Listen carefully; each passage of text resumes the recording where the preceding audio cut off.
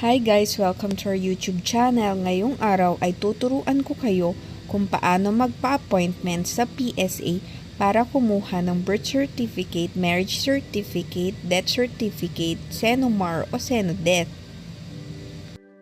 Search nyo lang sa Google yung PSA appointment, tapos i-click nyo lang yung site. Mapupunta na kayo dun sa Civil Registration Services appointment system ng PSA. Sundin nyo lang itong step-by-step process para makapag-appointment. I-click nyo lang yung book appointment, tapos makikita nyo na itong privacy notice. I-scroll down nyo lang, tapos mag-next step na kayo. Yung ilang important reminders. Minors are not allowed to book an appointment if the requesting party is duly authorized representative. Kailangan po ng authorization letter or ng SPA galing dun sa mismong kukunan nyo ng certificate. Provide complete and correct details. An appointment and scheduling system is allocated slot on a first-come, first-served basis. Basahin nyo lang po yung guidelines ng issuance ng civil registry documents and yung list of valid IDs nandito na rin po. After nyo i-check yon, mag-next lang po kayo.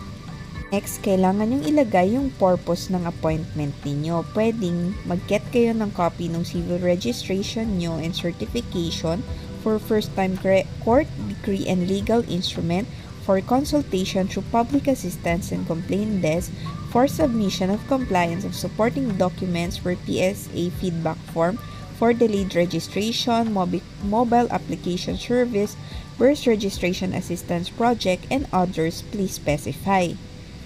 So, for me, kukuha lang po ako ng certificate and documents.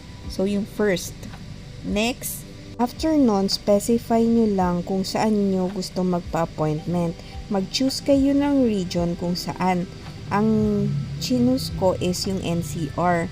Tapos, choose outlet. Meron sa East Avenue, Makati, North Caloocan, Muntinlupa, Parañaque, and Valenzuela.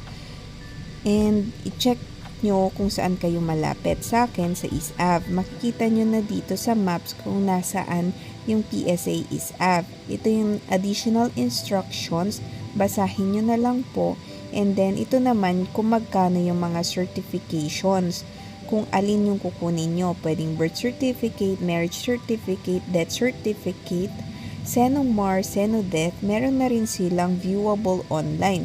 Pwede nyo nang ma-view yung mga certifications nyo galing sa PSA.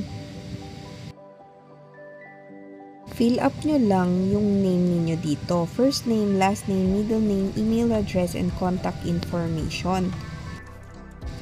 Siguraduhin nyo lang po na yung email address na nilagay nyo is working kasi magpapadala po dito ng OTP verification, tapos yung code po ilalagay nyo.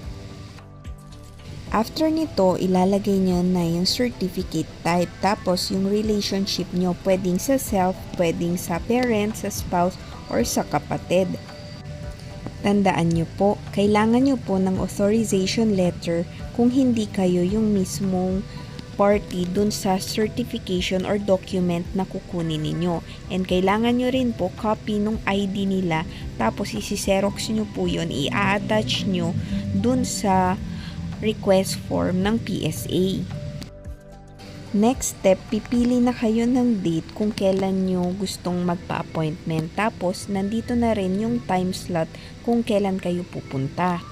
Paalala lang po, pumunta po kayo 30 minutes prior your appointment para po makapag-fill out pa kayo ng form and makuha nyo agad yung document na kailangan ninyo. After nun, i-review nyo lang po yung mga details ninyo. Siguraduhin nyo pong tama iyon.